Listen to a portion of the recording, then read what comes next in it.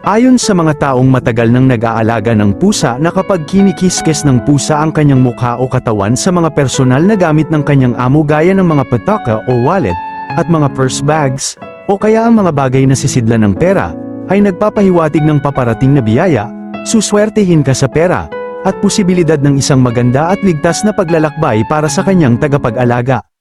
Habang nagtratrabaho ka sa magulong mundo sa labas ng bahay para mabuhay, tandaan mo lang ito kaibigan, na may isang pusa na sabik at naghihintay sa iyo pagbalik mo ng bahay para pasayahin ka araw-araw. Siya ang simpleng paalala na may nagmamahal sa iyo ng walang kondisyon at may naghihintay sa iyo ng may rason, dahil ang totoo at para sa kanya, ikaw ang kanyang tahanan.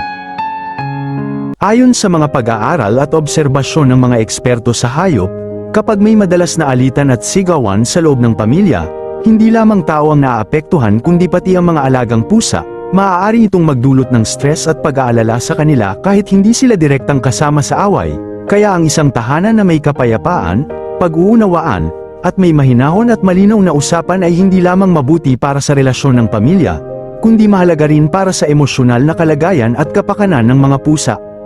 Naniniwala ka ba sa kasabihang one day, ang mga pusa mo naman ang magpapayaman sa iyo? Naniniwala ako na balang araw, ang mga pusa mong inaalagaan ngayon, na tila simpleng kasama lang sa bahay, ang magiging daan ng iyong pag-asenso, dahil sa inspirasyon at saya na hatid nila, nagiging mas masipag, masigla, at malikhain ka. Kaya nagbubukas ng mga oportunidad at tagumpay. Patunay ito na kapag marunong tayong magmahal at mag-alaga ng tapat lalo na sa mga pusa, ibinabalik ng langit ang kabutihan sa mga nararapat at sa mas dakilang anyo ng biyaya. Alam mo ba na bawal hilutin o masahein ang tiyan ng mga pusa? Dahil ito ang pinakasensitibong bahagi ng kanilang katawan at manipis lamang ang balat na bumabalot dito at napakalapit nito sa mahalagang internal organs, kaya mas madali itong ma-injure. Dahil dito, maaari silang mangagat bilang depensa, magkasakit, o sa malulubhang kaso ay mawalan pa ng buhay. Ang mabuting gawin ay hayaan na lang sila at huwag na muling gawin ito. Napansin mo rin ba na kapag may alaga kang pusa, may mga sandaling pakiramdam mo'y wala ka nang natitirang lakas at pag-asa?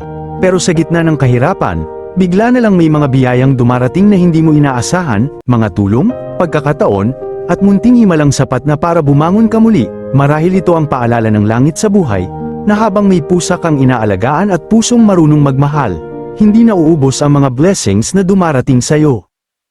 Ang mabagal na pagpikit o pagkindat ng mga mata o slow blink galing sa mga pusa ay isang senyales ng tiwala at pagmamahal. Sa mundo ng mga pusa, hindi sila basta-basta nagpapakita ng kahinaan o nagpapakita ng lubusang tiwala, kaya kapag nakita mong unti-unting pumipikit ang iyong pusa habang nakatitig sila sayo, balikan mo rin ito, dahil sinasabi nila na mahal kita, kampante ako sayo, at ligtas ako kapag kasama kita. Pag ang pusa ay madalas na kumikis-kis o idinadampi ang katawan nito sa iyo, karaniwan natin itong iniisip na simpleng lambing lamang ito, ngunit ayon sa paniniwala ng mga matatandang matagal nang nag-aalaga ng pusa, ginagawa raw ito ng pusa upang itaboy ang malas, negatibong enerhiya, at masasamang espiritu na maaaring nakadikit o sumusunod sa katawan ng isang tao.